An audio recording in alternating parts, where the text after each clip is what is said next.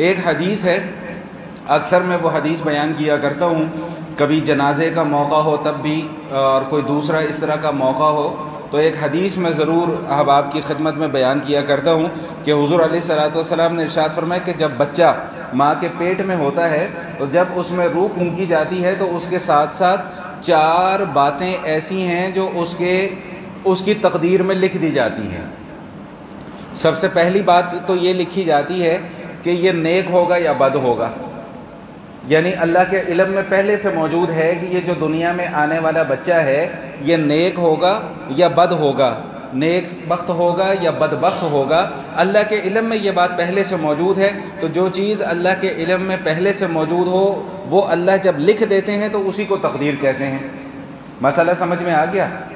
بہت سارے سوالوں کا جواب بھی مل گیا اس ایک جملے سے کہ تقدیر اس چیز کا نام نہیں ہے کہ جو لکھا ہوا ہے وہ ہو رہا ہے، نہیں، بلکہ تقدیر اس چیز کا نام ہے کہ جو ہونا تھا وہ اللہ کے علم میں پہلے سے موجود تھا، وہ اللہ نے لکھ دیا۔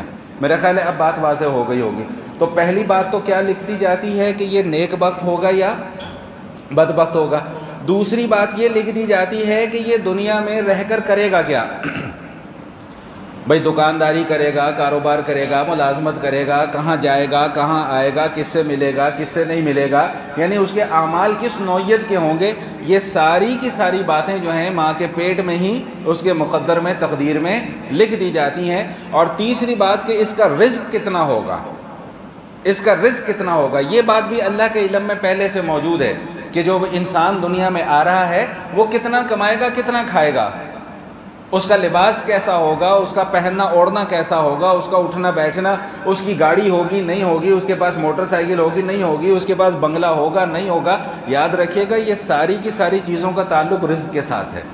رزق صرف پیسے کا نام نہیں ہے، رزق ہر اس چیز کا نام ہے جو میری اور آپ کی ضرورت ہے، جو میری اور آپ کی ضرورت ہے۔ میری ضرورت ٹوپی ہے، میں نے ٹوپی پہنی ہوئی ہے، آپ کی ضرورت ٹوپی ہے، آپ نے ٹوپی پہنی، یہ اللہ کا رزق ہے۔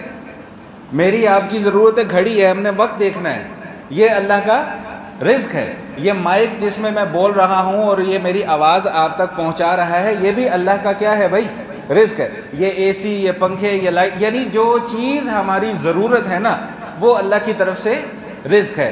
ہمارے ہاں غلط فہمی یہ ہے کہ ہم نے رزق صرف پیسے کو سمجھا ہوا ہے۔ اگر کسی وقت کوئی مالی تنگی آ جائے یا مالی پریشانی آ جائے تو ہم لوگ ایک دم پریشان ہو جاتے ہیں اور ہم کہتے ہیں جی رزق میں کیا ہو گئی ہے بھائی، کمی ہو گئی ہے۔ ہم یہ نہیں دیکھتے کہ باقی بھی تو اللہ کی نعمتیں مل رہی ہیں کہ نہیں مل رہی ہیں۔ بھائی یہ آنکھ ہے، یہ آنکھ نہ ہو تو میں اور آپ دیکھ سکتے ہیں؟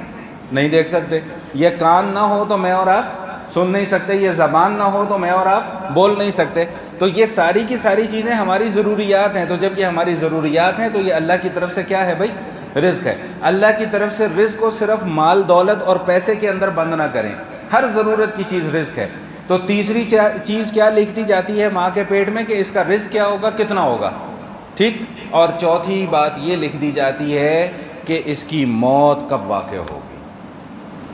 دیکھیں میں ایک جملہ یہ عرض کیا کرتا ہوں کہ ابھی انسان دنیا میں آیا نہیں ہے لیکن دنیا سے جانے کا وقت پہلے لکھ دیا گیا ہے۔ ابھی آیا نہیں ہے انسان، ابھی پیدا نہیں ہوا، ابھی صرف روح پھونکی گئی ہے، ابھی اس نے دنیا میں آنا ہے، جینا ہے، لیکن دنیا میں آنے سے پہلے اس کی موت کا وقت لکھ دیا گیا ہے کہ اس نے مرنا کب ہے۔ ہر آنے والا اس دنیا میں جانے کے لیے آیا ہے، رہنے کے لیے نہیں آیا۔ ہم میں سے کسی نے بھی سدا اس دنیا کے اندر نہیں رہنا۔ ہم میں سے اکثر لوگ یہ سمجھتے ہیں کہ جی 4 دن کی زندگی ہے، کھا لے پی لے موج اڑا، اس کے بعد کچھ بھی نہیں ہے۔ بھائی اصل زندگی تو اس کے بعد شروع ہونی ہے۔ ہمارے استاد محترم ہیں وہ یہ فرمایا کرتے ہیں، میرے شیخ بھی ہیں، وہ فرماتے ہیں کہ بھائی آنکھیں اصل میں تب کھلیں گی جب آنکھیں بند ہوں گی۔